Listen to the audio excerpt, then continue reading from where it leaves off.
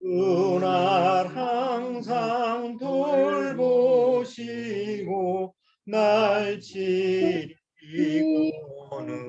누리시네. 그날 항상 돌보시고 날 지키고 누리시네.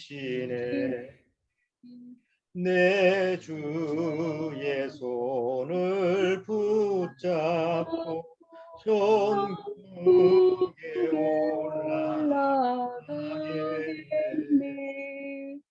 괴로우나 즐거우나 예수가 오늘이시네. 그날 항상 돌보시고 날 지키고 누리시네. 주날 항상 돌보시고 날 지키고 누리시네. 이 세상 이별할 때에 지옥의 권세 이기네. 전국에 있을 때에도 예수가 오늘이시네. 주날 항상 돌보시고 날 지키고 누리시네. 주날 항상 돌보시고 날 지키고 누리시네. 아멘.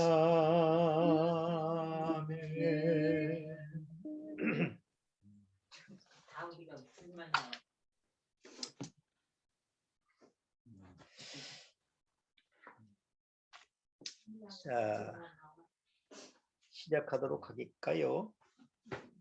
자, 오늘 본문 말씀은 성경의 두 구절만 한번 찾아보도록 하겠어요. 히브리서 10장 16절 먼저 히브리서 10장 16절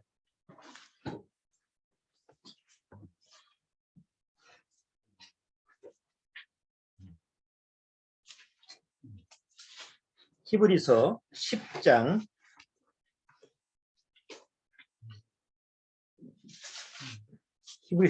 16절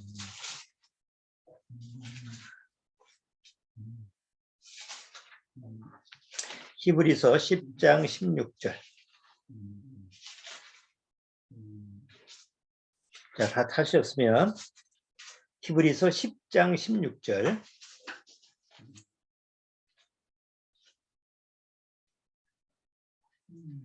찾으셨나요? 10장 16절. 10장 16절.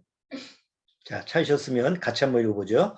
주께서 가라사대 그날 후로는 저희와 세울 언약이 이것이라 하시고 내 법을 저희 마음에 두고 저희 생각에 기록하리라. 여기 돼 있죠. 지지난주에 제가 설교를 하면서 약속과 맹세에 대한 그 하나님의 약속과 맹세가 있다라고 하는 것을 성경을 통해서 같이 살펴봤는데 그 약속과 맹세를 어디다가 기록을 할까요? 여기 주께서 가라사대 그날 후로는 저희와 세울 언약이 이것이라 하시고 내 법을 저희 마음에 두고 또 마음에만 기록하는 게 아니고 생각에다가 기록한다고 돼 있죠. 저희 마음의 생각에 두 군데에다가 기록하는 거예요. 또 한 군데 찾아볼게요. 빌립보서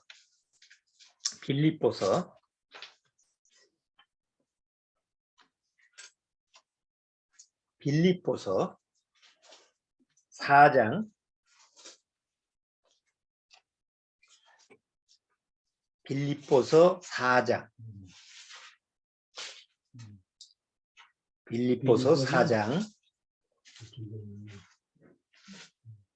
빌립보서 4장 7절. 다 찾으셨나요? 4장 7절. 같이 한번 읽어보죠. 그리하면 모든 지각에 뛰어난 하나님의 평강이 그리스도 예수 안에서 너희 마음과 생각을 지키시리라. 자, 여기 보면 마음과 생각이라는 그 두 단어가 나옵니다. 마음과 생각이 다르다는 얘기죠. 보통 우리가 생각할 때는 마음과 생각이 같다고 생각하는데 성경에서는 마음과 생각이 구분되어 있어요. 그래서 오늘은 그런 부분에 대해서 성경을 한번 같이 말씀드리는데, 오늘은 그 마음과 생각이라고 하는 단어가 성경을 찾아보니까 1300개가 넘어요. 그 일일이 찾아보지 않았습니까, 내가? 뭐 설교를 하려면 준비를 해야 되니까. 그래서 1300개가 넘는 마음과 생각이라는 단어를 오늘 다 찾으면 시간이 다 가지. 일일이 찾으면서 할 수가 없어요. 그래서 설교 시간에는 성경은 찾지 않고 제가 그냥 어디에 있다는 것만 말씀을 드릴게요. 그러니까 오늘은 여러분들이 그것을 감안을 하셔가지고, 아, 성경에 이런 말씀이 있었구나라는 쪽으로 잘 들으시면 돼요. 왜냐하면 일일이 찾아가지고 1000개 넘는 걸 어떻게 찾아? 지금 이 짧은 시간에. 그러니까 오늘은 성경을 찾지 않고 그냥 어디에 있다는 것만 제가 말씀으로만 전해드릴게요. 그렇게 해서 오늘 한번 그런 부분을 잘 들어보시기 바랍니다. 자, 우선 우리 기도하고 말씀 같이 한번 살펴보도록 하죠. 자, 같이 기도드리겠습니다. 하나님 아버지 감사합니다. 오늘 이렇게 또 이렇게 같이 만나서 또 줌으로도 같이 모여서 주님의 말씀 앞에 모였습니다. 오늘은 특히 성경에 나와 있는 마음이라는 단어와 생각이라는 단어를 하나님의 말씀을 통해서 그 의미가 무엇인지 지혜를 얻고자 합니다.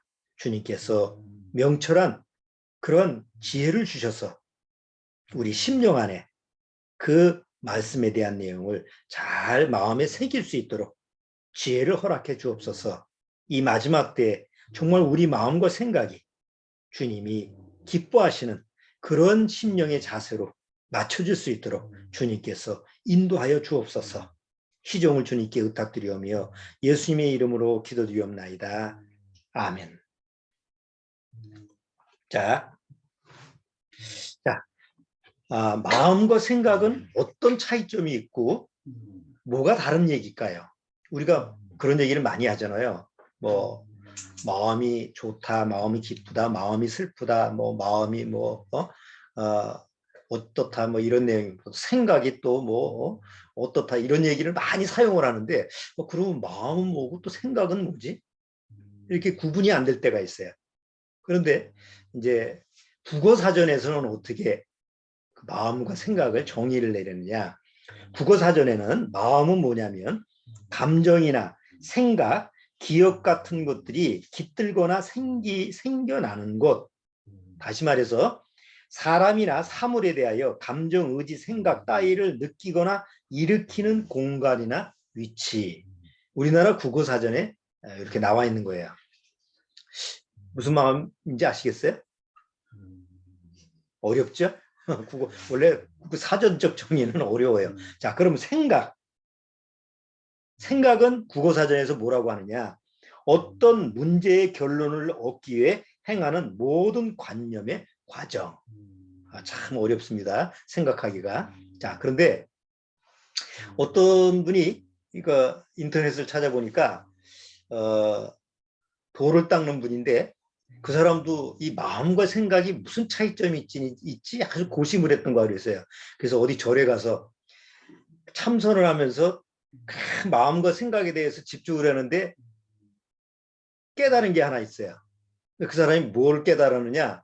마음은 바다다. 그리고 생각은 파도다. 근데 그게 일리가 좀 있어. 좀 쉽게 접근하기 위해서, 그 사람이 뭐 기독교 성경을 보고 하는 건 아니지만, 그 사람이 생각해서, 마음과 바다를 쉽게 받아들이기 위해서 자기가 한번 깨달은 게 있는데 뭐냐?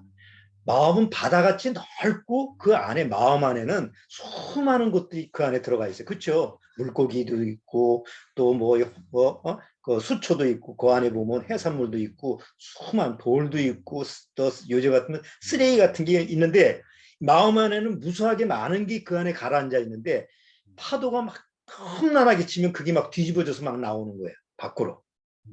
그래서 바다는 마음이고 파도가 바로 생각 같다. 이제 이렇게 얘기를 하는데 뭐 그게 정답이라는 얘기가 아니고 이제 바다하고 그 파도라고 하는 그 현상을 생각해 보면서 그렇지.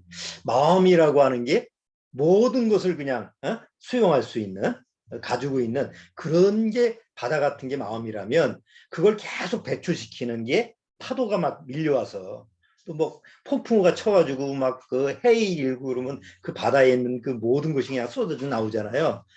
그래 우리 마음속에 있는 생각들이 그렇게 이렇게 뛰쳐나오는구나. 이게 쉽게 이렇게 받아들일 수가 있어서 제가 한번 인용을 해드리는 거예요. 자, 그러면 성경에서는 어떻게 마음과 생각을 구분시킬까? 이제 우리는 성경을 믿으니까. 그래서 성경에서는 마음과 생각을 어떻게 구분시키고 어떻게 의미를 우리한테 전달해 주는가 이런 부분을 한번 찾아본 거예요. 그러고 보니까 한 1300여 개 단어가 나와요. 마음이 1032개, 그 다음에 한 360개 정도가 생각이라는 단어가 나왔어요. 그래서 거기서 쭉 찾아보니까 그래 마음과 생각을 이렇게 구분하면 되겠구나라고 해서 한번 제가 다시 한번 여러분들한테 성경을 찾아서 말씀을 드리는데 아까 제가 미리 얘기한 대로 너무 많으니까 제가 말씀으로만 할 테니까 한번 들어보세요.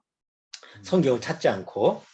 자, 마음과 생각은 하나님의 형상의 본체예요.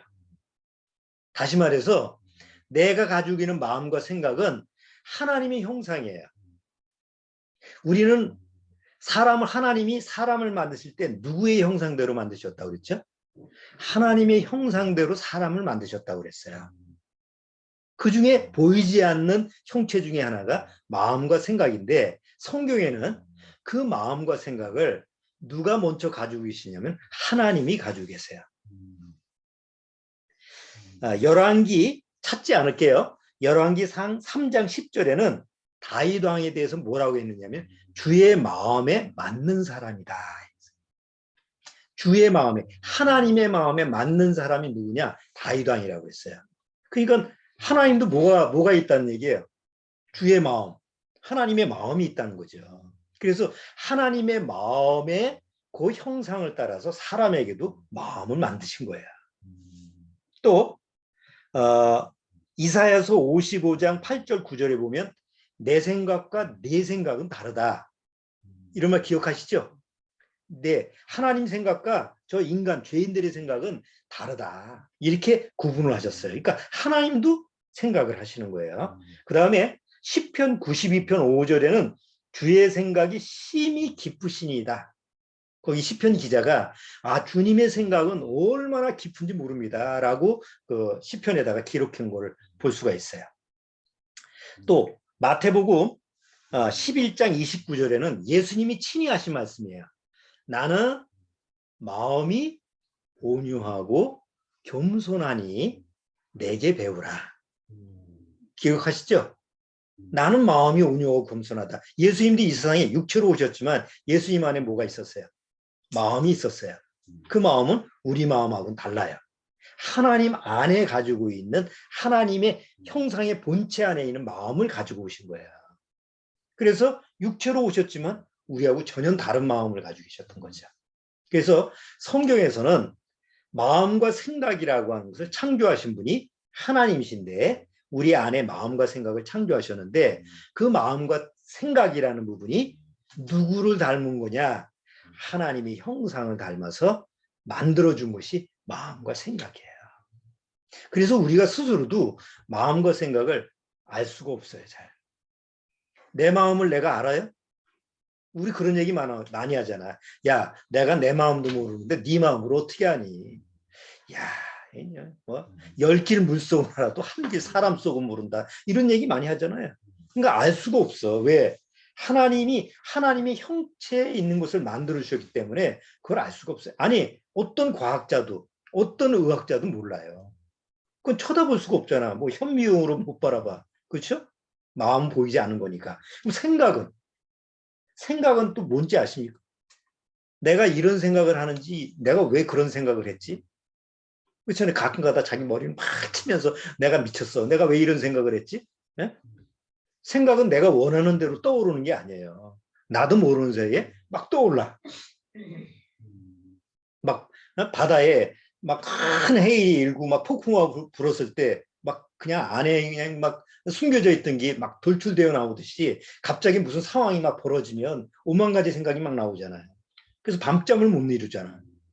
그 내가 의지적으로 하려고 그래서 그런 게 아니고 결국 나도 모르는 사이에 막 그런 게 현상이 일어나거든요. 그래서 마음과 생각이라고 하는 건 아직도 그것을 풀지 못하는 숙제예요. 뭐 과학자들이, 의학자들이, 뭐 전문가들이 달려들어서 마음을 어떻게 연구를 하고 생각도 연구를 해서 해보려고 그러는데 이 뭐 원래 하나님이 창조하신 거니까 잘 알 수가 없지. 자, 두 번째는 그런데 그 하나님이 창조하신 마음을 하나님이 창조하셨기 때문에 그 마음을 다스리는 분이 누구냐면 바로 하나님이에요. 내가 내 마음을 통제를 못한다고 그랬죠. 마음을 내가 스스로 못 다스려요. 그러면 다른 사람은 내 마음을 다스리나요? 못 다스려요. 그 마음을 다스릴 수 있는 분은 그걸 만드신 분만 다스릴 수 있어요.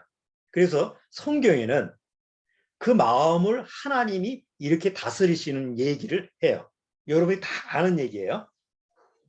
출애굽기에 모세가 누굴 찾아가죠? 이집트 왕 바로를 찾아가죠. 그래서 하나님이 이스라엘 백성, 내 백성을 데려오라고 그랬어. 그러니까 바로가 어이구 하나님이 그러셨어? 얼른 가. 그러지 않죠. 무슨 헛소리를 하고 있어. 하나님이 누구야? 해서 처음에는 반대를 하죠. 거절을 하죠. 그때 하나님이 모세를 통해서 기적을 해서 재앙을 10가지 재앙을 내리니까 결국은 이집트가 망하게 생겼으니까 바로가 뭐라 그래요? 바로가 나가라 그러죠.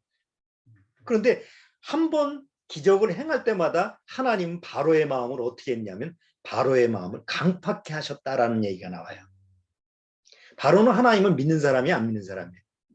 안 믿는 사람이에요. 안 믿는 사람의 마음이라도 하나님이 창조하셨기 때문에 그 사람의 마음을 좌지우지할 수 있는 게 하나님이에요. 그래서 성경에는 바로의 마음을 강팍해 하셨다 이런 말이 나와요. 두 번째 또 보면 에스라서에 보면 에스라는 하나님의 선지자잖아요. 에스라가 뭘 기록하죠? 성경을 기록하잖아요. 그리고 나중에 이스라엘 민족이 다시 이제 돌아왔을 때 에스라가 이스라엘 민족을 가르치고 이런 거라는데 그 에스라서 1장 1절에 보면 하나님이 에스라의 마음을 감동시킴으로라는 말이 나와요. 에스라의 마음을 어떻게 한다고? 감동을 시키는 거예요. 자, 우리가 성경을 볼 때, 성경을 읽을 때 감동을 하죠. 아, 하나님의 말씀이 이렇구나. 아니, 늘 감동하면 얼마나 좋겠어요. 근데 가끔 가다가, 평소에는 뭔지 모르겠다가 어떤 때는 마음이 낮아진 상태에서 성경을 보니까, 와, 마음이 이런 말씀이 있었어. 감동될 때가 있잖아. 예? 그런 하나님의 말씀을 통해서 마음이 감동되는데 그 마음을 감동시키는 분이 누구냐면 내가 스스로 감동하는 게 아니라 하나님이 감동시키는 거야. 성령이 감동시키는 거야. 그래서 에스라서 1장 1절 보면 마음을 감동시킴으로라는 말이 나오고 잠언서 24장 12절에 보면 사람의 마음을 저울질하신다고 해요. 재는 거예요. 저울 아시죠? 저울. 무게를 재는 저울. 자, 마음을 저울질하시는 하나님. 그다음에 시편 17편 3절에는 마음을 시험하신다고 돼 있어요. 또 시편 107편 12절에는 마음을 낮추신다고 돼 있어요. 또 누가복음 16장 15절에는 마음을 아신다고 돼 있어요. 사람의 마음을 다 아시는 분이에요. 석가모니도 몰라. 뭐 공자맹자도 마음을 헤아릴 수가 없어요. 자기 마음도 모르는데. 근데 하나님만이 마음을 헤아리셔요. 그 다음에 누가복음 24장 45절에는 마음을 열어. 그게 누구죠? 마음을 열심으로. 마지막 뭐죠?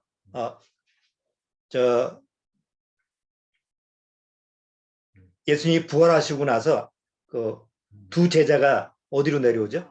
엠마오로. 아이, 그게 또 기억이 안 나네. 나이를 먹으니까 이렇게 점점 기억력이 또 없어져.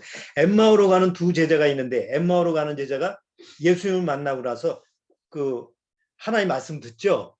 근데 그냥 깨달은 게 아니에요. 그 마음을 열었기 때문에 결국 예수님의 말씀을 깨달았다는 그 내용이 나오죠. 또 사도행전에 보면 사도 바울이 누구를 만나요? 빌립보 지역에 있었던 루디아라고 하는 여자를 만나죠. 근데 루디아다가 빨래터에서 빨래하고 있는데 설교를 사도 바울이 복음을 전했는데 하나님이 그 중에 여러 여인들이 있는데 루디아의 마음을 여셨다. 아니, 다 한 명만 있는 게 아니고 여러 여자가 빨래터에 쓰는 수많은 사람 있잖아요. 빨래하러. 그 중에 하필이면 루디아라고 하는 여자의 마음을 열었다는 게 나와요. 뭐 마음을 다 열지 않고 루디아라는 사람이 마음만 열었구나. 마음을 열어줬을까? 그건 하나님 마음이지. 그렇잖아요. 성경에 루디아의 마음을 열어주사라는 게 나와요. 그러니까 하나님은 마음을 열 수도 있고 마음을 닫을 수도 있고 강팍하게 할 수도 있고 마음을 낮추게도 할 수 있고. 그러니까 마음을 좌지우지 움직일 수 있는, 통제할 수 있는 분이 누구냐? 바로 하나님이에요. 우리가 어떻게 구원받았게? 하나님이 마음을 열어주셔서 하나님 말씀을 깨닫게 해줬기 때문에 구원받는 거지, 내가 머리로 뛰어나서 구원받는 게 아니에요. 그러면 뭐 박사들은 다 구원받게? 근데 오히려 세상적으로 똑똑한 사람들이 또 구원을 못 받아요. 왜? 그 마음을 열어야만이 하나님 말씀을 받아들일 수 있거든. 자, 이렇게 해서 사람의 마음을 통제하고 다스리시고 좌지우지할 수 있는 그런 분이 바로 하나님이다라고 성경에는 이제 쭉 그 단어에 쭉 보니까 그게 기록이 되어 있어요. 세 번째, 생각은 뭐냐? 생각은 마음에서 일어나는 어떤 기억들이에요. 생각들이에요. 현상들이에요.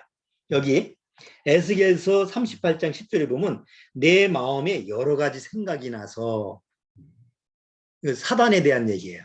사단에 대한 비유를 얘기하는데 거기서 내 마음에서 내 마음에 여러 가지 생각이 나서, 그러니까 마음과 생각이 분리가 되는 게 아니고 마음 안에 여러 가지 생각들이 여기서 막 나오는 거야. 그러니까 마음이 부패하면 부패한 생각, 마음이 선하면 선한 생각이 나오게 돼 있지. 또 마태복음 9장 4절에 보면 그 베드로한테 예수님이 나 이제 조금 있다가 죽는다 얘기하니까 베드로가 뭐라고 그래요? 아이고, 절대 그런 일이 없게 하겠습니다. 이렇게 얘기하니까 여기 예수님이 마태복음 9장 4절에 베드로 어찌 마음에 악한 생각을 하느냐. 아니, 예수님을 도우려고 했던 건데 오히려 악한 생각이에요. 왜요? 그거는 하나님의 뜻에 맞지 않는 거니까. 거기서 마음에 무슨 생각? 마음에 왜 악한 생각을 하느냐. 그러니까 마음에서 생각이 막 나오는 거죠. 또 이사야서 10장 7절에 보면 그 마음의 생각도 이같이 아니하여, 그러니까 이스라엘의 생각이 하나님의 뜻에 안 맞는 생각을 한다 이거지. 또 이사야서 44장 19절에는 마음의 생각도 없고, 너희들, 우리가 가끔 그렇죠. 아이들한테, 자기 자식한테 뭐라고 그래요? 넌 도대체 생각도 없니? 어? 무슨 생각으로 그런 일을 했니? 어? 그러니까 그 마음에 어떤 일어나는 현상들이 바로 생각이라고 성경에는 정의를 내려요.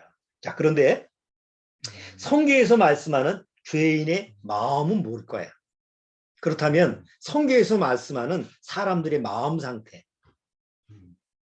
자, 예레미야 17장 9절, 우리가 잘 아는 거죠. 만물보다 거짓되고 심히 부패한 것은 사람의 마음이라. 짐승의 마음이 아니에요. 뭐 사슴 잡아먹는 사자, 뭐 약한 동물을 잡아먹는 그런 호랑이, 늑대, 이런 동물들이 악한 마음이 아니고, 동물들은 악한 마음이 없어요. 악이라는, 선과 악이라는 개념이 없어요. 동물한테는. 그러니까 죄라는 개념이 없어요. 동물한테는. 그냥 본능대로 사는 거예요. 근데 사람만큼은 뭐가 있어요? 바로 마음에 악이 있어요. 그래서 죄로 타락된 다음에 하나님 보시기에 가장 세상에서 더러운 건 뭐라고요? 쓰레기, 뭐 우리가 우리가 싸는 뭐 똥 뭐 이런 게 들어온 게 아니고 바로 사람의 마음, 죄로 타락된 사람의 마음이 가장 부패하고 가장 썩었다고 성경은 기록하고 있어요. 그래서 예레미야 17장 9절 우리가 다 외우는 거죠. 만물보다 거짓되고 심히 부패한 것은 사람의 뭐라고요? 마음이에요. 그럼 그런 마음에서 나오는 생각들은 좋은 것이 나올까요? 다 썩은 생각이지. 자, 그래서 로마서 1장 28절에는 마음에 하나님 두기를 싫어해요.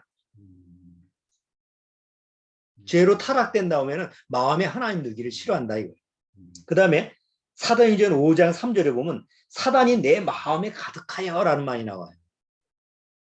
그러니까 사단이 어디에 들어가서 사는 거예요? 사단이 마음에 들어가서 사는 거예요. 마음에 들어가서 역사하는 거예요. 사단은 머리로 들어가는 게 아니고 어디 뭐 심장으로 들어가는 게 아니고 어디 귀신 영화 보면 뭐 귀신들이 그냥 육체 안으로 막 들어가잖아요. 그렇게 들어가는 게 아니에요. 마태복음 15장 18절에 예수님은 뭐라고 말씀하셨냐면 입에서 나오는 것들은 마음에서 나오나니. 우리 입에서 막 욕이 나오고 뭐 거짓말이 나오고 막 이런 게 나오잖아요. 근데 이게 입에서 나오는 게 아니고 어디서 나오는 거라고?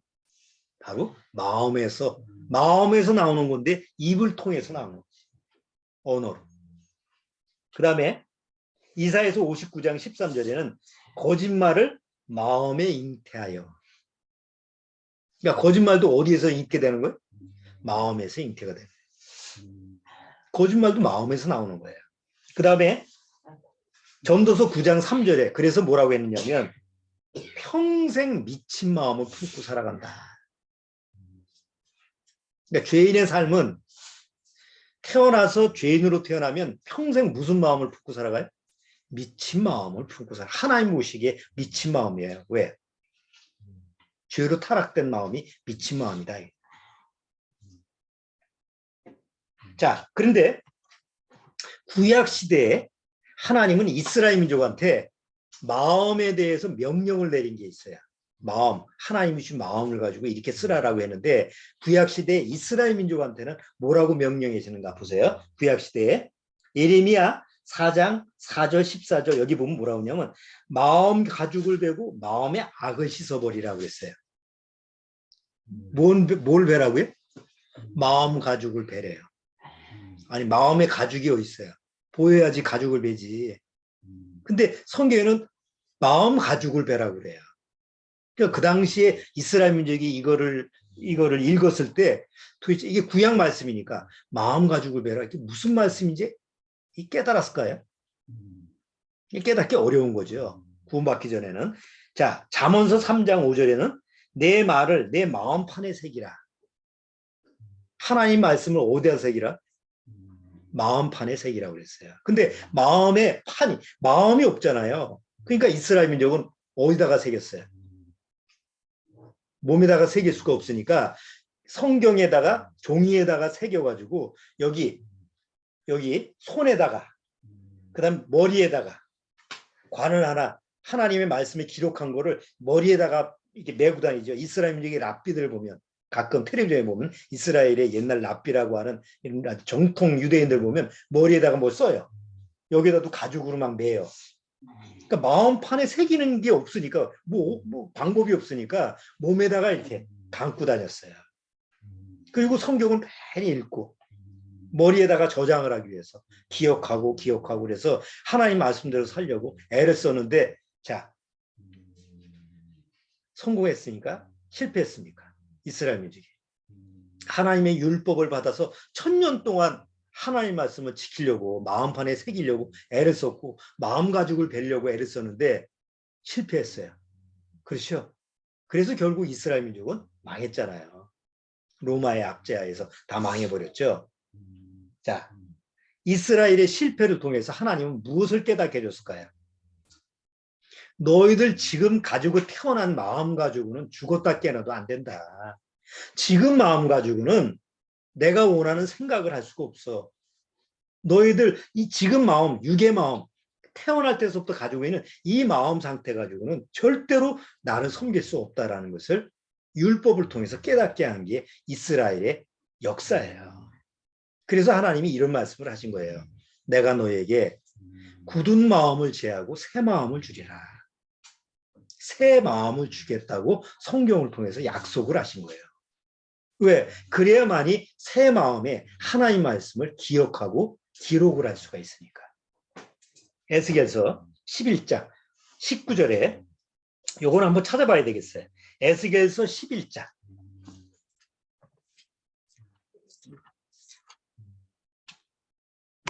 자, 에스겔서 11장 19절. 구약 1163페이지. 1163페이지. 에스겔서 11장.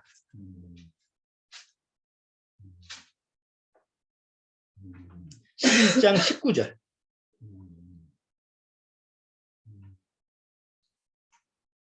자, 11장 에스겔서 11장 19절.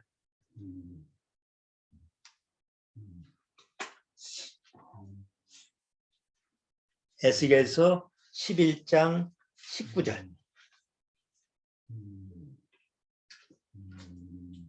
제가 읽어볼게요. 내가 그들에게 일치한 마음을 주고 그 속에 새 신을 주며 그 몸에서 굳은 마음을 제하고 부드러운 마음을 주어서 내 율례를 쫓으며 내 규례를 지켜 행하게 하리니. 여기 굳은 마음은 뭐예요? 옛 마음. 내가 태어날 때서부터 가지고 태어난 마음. 타락된 마음이에요. 죄의 마음이에요. 그런데 부드러운 마음은 뭐예요? 하나님이 주시는 새 마음을 주겠다.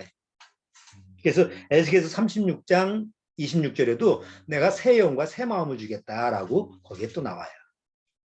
자, 그런데 이스라엘이 실패를 하고 나서 새 마음을 주시겠다고 하고 약속하신 하나님이 새 마음을 어떻게 주시죠? 새 마음을. 자, 한번 보세요. 처음 우리 마음은 누구를 통해서 왔어요? 엄마하고 어머니하고 아버지하고 날 낳잖아요. 날 낳았어요. 그러면 엄마 뱃속에서 내가 쏙 나왔어. 그러면 아기가 딱 튀어나오는데 아기 안에는 뭐가 있어요? 마음이 있어요. 자, 그러면 그 마음은 누가 만든 거예요? 엄마가 만든 건가? 아빠가 만들어준 거야. 야따, 너 나가서 이런 마음으로 살아라. 내가 현재를 낳을 때 현재한테 너 이런 마음을 품고 살아라 라고 마음을 준 적은 없어요. 그냥 낳다 보니까 엄마가 난 거지. 에? 그런데 그 안에 뭐가 있었어요?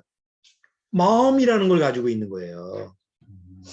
우리가 이 세상에 첫 번째 육으로 태어날 때도 아담의 후손으로 태어나잖아요. 그러니까 아담의 후손을 통해서 마음과 생각들을 가지고 태어나는데 그 마음과 생각은 아담 때서부터 뭐가 돼 있어요? 죄로 더럽혀졌어.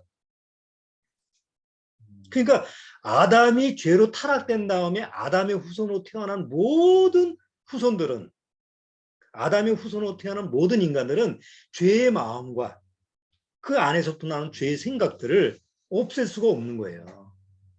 죽으면 없어지지. 그런데 하나님은 뭘 주신다고? 새 마음과 거기서부터 나오는 새로운 생각을 주시겠다고 약속했으니까 첫 번째 아담 말고 두 번째 아담이 필요한 거예요. 그 마음을 가지고 오는 두 번째 아담인데 바로 그분이 누구냐면 예수님이에요. 그래서 예수님이 이 세상에 오실 때 뭘 가지고 와요? 새 마음을 가지고 이 세상에 오신 거예요. 예수님이. 그 새 마음을 누구한테 주려고? 예수님을 통해서 구원받는 사람들한테 주려고. 자, 그래서 성경에서는 새 마음을 가지고 오신 예수님이 우리한테 어떻게 마음을 주시느냐라는 부분에 대해서도 자세히 기록이 되어 있어요. 자, 이것도 찾지는 않을게요. 히브리서 10장 22절에 보면 우리 마음에 뿌림을 받아 참 마음과 믿음으로 나아가자라는 말씀이 있어요. 우리 마음에, 우리 옛날 마음에 뿌림을 받아. 무슨 뿌림? 피뿌림. 예수 그리스도의 피로 말미암아 뿌려져서 옛날 마음이 죄로 깨끗해지는 거예요. 씻겨지는 거예요. 자, 여기 보면 사도행전 15장 19절에 보면 믿음으로 저의 마음을 깨끗해 하사라는 말씀이 나와요. 빌립보서 2장 5절에도 너희는 이 마음을 품으라. 그러니까 옛날 아담 때서부터 가지고 태어난 엄마 뱃속에서 나올 때 가지고는 그 마음, 그거는 이제 필요가 없어요. 그거 가지고는 하나님을 못 믿어. 하나님이 주시는 새 마음을 받아야 돼.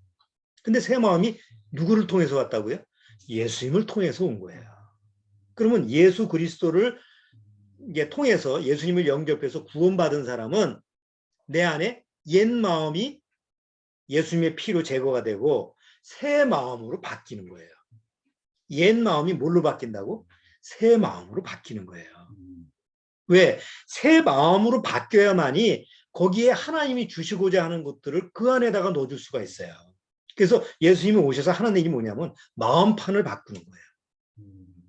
거짓되고 부패한 마음판을 십자가에서 아예 예수님의 피로 처리하고 없애고 마음판을 새로운 마음판으로 바꿔주는 거예요.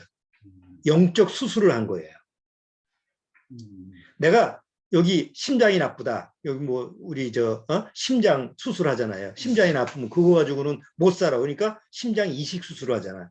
다른 사람이 심장을 이식받아서 그걸 이식을 해. 뭐 폐, 또 신장. 그런데 마음도 마찬가지예요. 근데 마음의 수술은 하나님만이 할 수 있어. 보이지 않는 거니까. 그래서 예수님이 이 세상에 오셨어요. 자, 내가 신장이 나빠서 죽으려고 그래. 근데 어떤 사람의 신장을 내가 받으면 살 수가 있어. 그래서 신장 이식 수술하죠. 근데 신장 이식 수술을 하려면 그 신장을 가지고 있는 사람을 떼어야 되잖아. 건강한 사람이 신장. 자, 그런데 신장은 뭐 2개가 있으니까 하나를 잘라주지.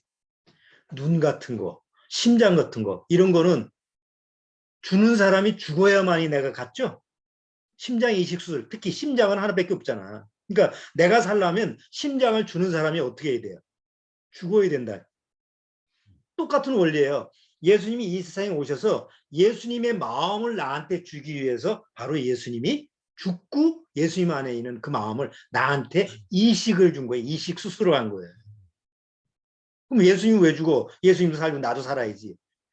예수님은 이 부패한 마음, 썩은 마음, 내가 가지고 있는 죄의 마음을, 왜냐하면 피로 말미암아 씻겨줘야 되니까. 예수님은 바로 내 죄를 위해서, 내 부패한 마음을 위해서 죽어주는 거예요. 그리고 예수님 안에 있는 마음은, 새 마음은 나한테 주시고. 그래서 거듭나면 뭐가 온 거예요? 새 마음이 들어오는 거예요. 자, 그래서 갈라디아서 4장 6절에는 그 아들의 영을 우리 마음 가운데 보내사라고 하는데 여기에 우리 마음 앞에 새가 들어가야 돼요. 그러니까 읽을 때 옛 마음하고 그냥 마음을 똑같이 쓰니까 이게 어디 마음에 들어오는 건지 잘 구분을 못 하는데 이제 거듭나면 마음이 바뀌었으니까 새 마음이잖아요. 그래서 그 아들의 영을 우리 새 마음 가운데 보내사. 아니, 성경에는 새라는 말이 없어. 그런데 이걸 읽을 때는 그렇게 읽어야 된다는 거죠.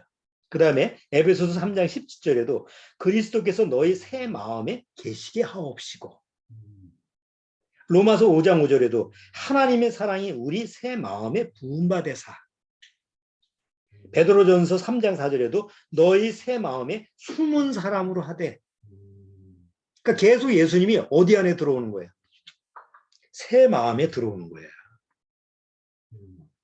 고린도 후서 1장 21절에 성령을 우리 마음에 주셨느니라. 성령을, 자, 성령은 깨끗하잖아요.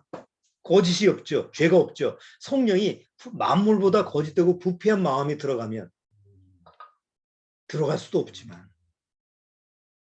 그래서 성령은 우리 새 마음에 들어오는 거예요. 그러니까 하나님이 주시고자 하는 그리스도의 영, 성령, 하나님의 지혜와 지식, 말씀 이것을 새 마음에 들어오게 하려면 우선 무엇부터 바꿔줘야 된다고? 마음판서부터 바꿔줘야 돼. 그래서 마음판을 바꿔주기 위해서 예수님의 그러니까 수술대가 필요한데 그 수술대가 예수님이 십자가고 그리고 십자가에서 내가 예수님과 함께 죽음으로 말미암아 내 옛 마음은 처리가 되고 죽어 없어지고 새 마음이 거기에 들어와 있는 거예요. 그래서 구원받은 사람 안에는 뭐가 들어온 거예요? 새 마음이 들어오는 거예요.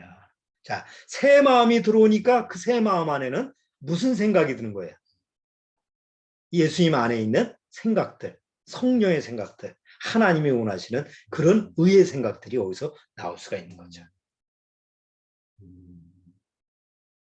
자, 오늘 생각과 마음이라는 것이 성경을 통해서 어떻게 기록이 되어 있느냐, 어떻게 정의가 되어 있느냐라는 것을 한 1300여 개 되는 것을 아주 압축을 시켜서 줄여서 아주 중요한 점만 제가 말씀을 드렸어요. 자, 이제 좀 구분이 좀 되시죠? 마음이라고 하는 것과 생각이라고 하는 이런 차이점이 성경에서는 이렇게 구분되어 있구나.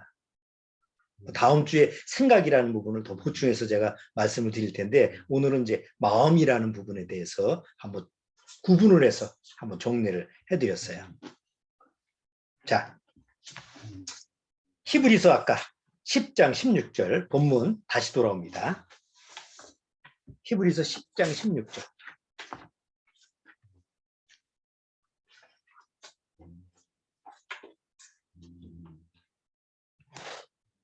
자, 히브리서 10장 16절. 10장 16절.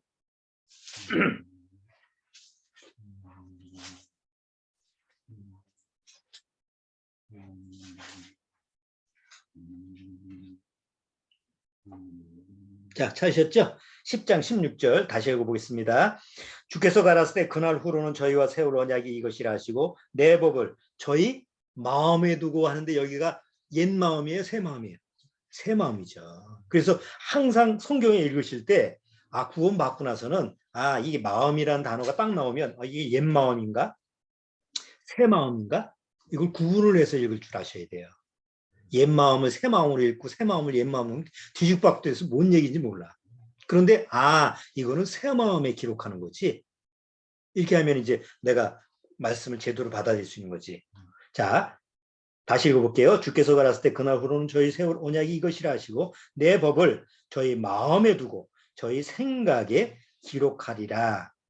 자, 그러면 하나님의 법, 곧 하나님의 말씀을 내 마음에다가 새 마음에다 기록했어요.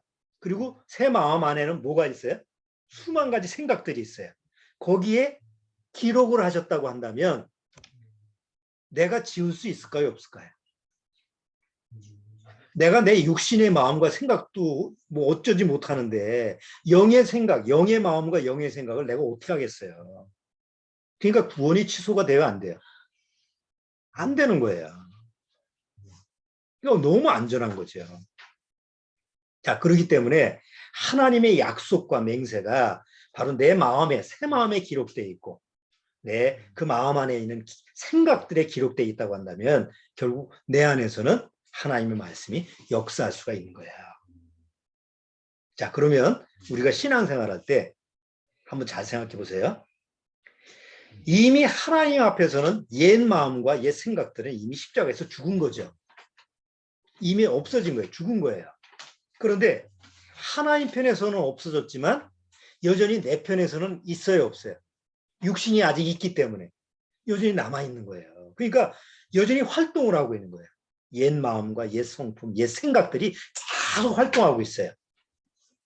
만약에 구원받고 내가 여전히 옛날 생각, 옛날 마음과 옛날 생각에 그쪽 방에 가 있으면 방이 두 개야. 예? 방이 두 개인데 여기는 옛 마음이라는 방이에요. 그 방문을 들어가면 옛 생각들이 가득 차 있는 곳이야. 또 이쪽 방에는 새 마음 방인데 거기에는 새로운 생각들이 가득 차 있어. 그럼 내가 어느 방에 들어가느냐에 따라서 내 상태가 달라지죠. 내가 옛날 마음이라는 방문을 열고 거기 안에 들어가면 어디에 갇혀 살아요? 옛날 생각, 그 부패하고 거짓되고 만물된 생각 속에서 거기서 파묻혀서 살 수밖에 없어요. 구원을 받아도 그 방에 들어가면 똑같아. 그런데 내가 새 마음 방에 들어가면 거기서 어떤 생각들이 나를 주장을 해요? 하나님 안에서 나오는 새로운 생각들 속에서 내가 붙잡혀 있죠. 문제는 내가 어느 방에 들어가느냐라는 건 그 선택은 내가 한다는 거예요. 하나님이 억지로 너 옛날 방에 들어가라 이렇게 하지 않아요. 억지로 너 새마음 방에 들어가 이렇게 하진 않아요. 왜? 여전히 나는 내가 의지를 갖고 살아가거든요. 하나님은 로봇을 원하지 않아요. 예? 하나님은 태엽을 감아가지고 그냥 뭐 태엽의 로봇처럼 그 조종하는 대로 사는 걸로 하나님이 원하시지 않아. 자발적인 마음으로 원해. 하나님 말씀을 통해서 야 너는 새 마음으로 살아야지 옛 마음으로 살지 마라. 성경에서 옛 것은 죽었으니까 새 것을 찾아라. 뭐 성경이 계속 반복되는 말씀이 있는데도 불구하고 아이고 나는 그래도 옛날이 좋네요. 그래도 먹어보던 거 먹겠어요. 그래서 옛 것을 찾아가.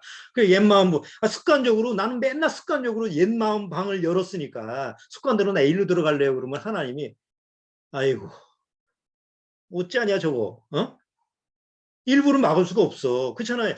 아담이 선악과를 먹을 때 하나님이 막았어요? 안 먹었어요? 못 먹게 뺨이라도 쳐야 되는데 그냥 놔뒀잖아. 그래서 이 지경까지 온 거 아니에요?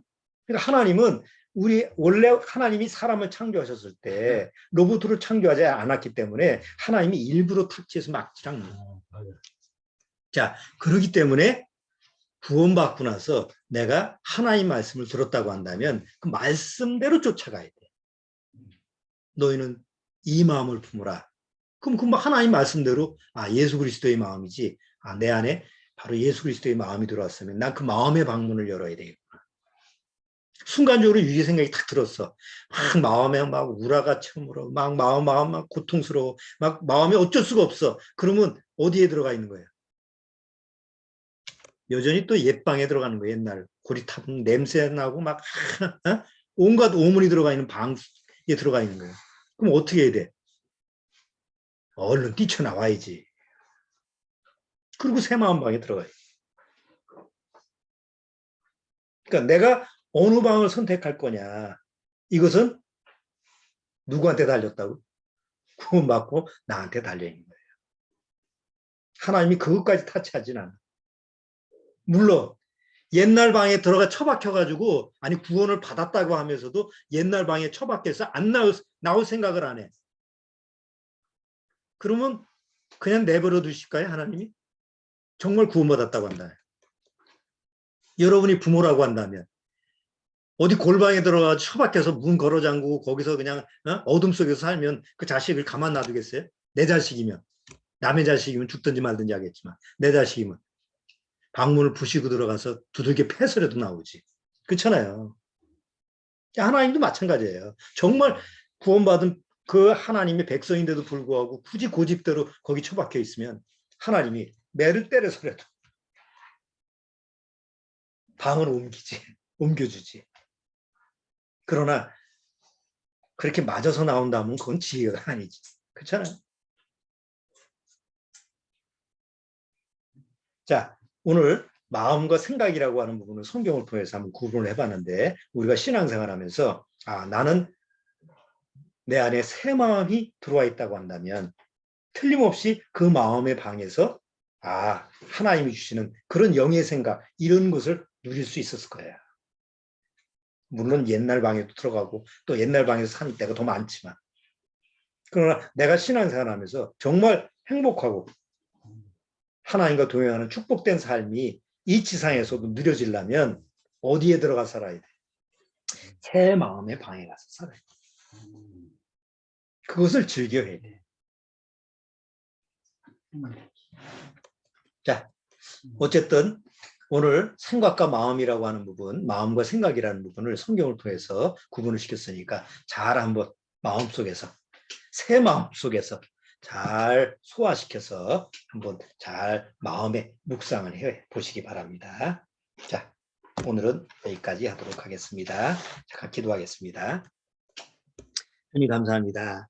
우리에게 새 마음을 주시고 그 안에서 하나님이 원하시는 영의 생각을 하면서 하나님의 기쁜 진리와 하나님의 기쁜 지혜의 그 음성을 들을 수 있게 허락하셨습니다. 얼마나 축복된 모습인지 모릅니다.